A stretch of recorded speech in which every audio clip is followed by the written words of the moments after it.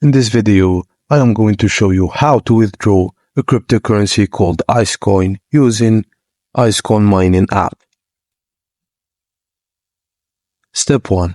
Start by opening the application where your Icecoins are stored on your device. 2.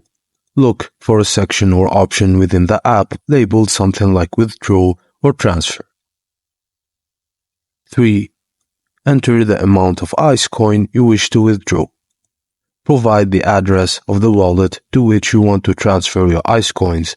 This is crucial as sending to the wrong address may result in loss of your coins.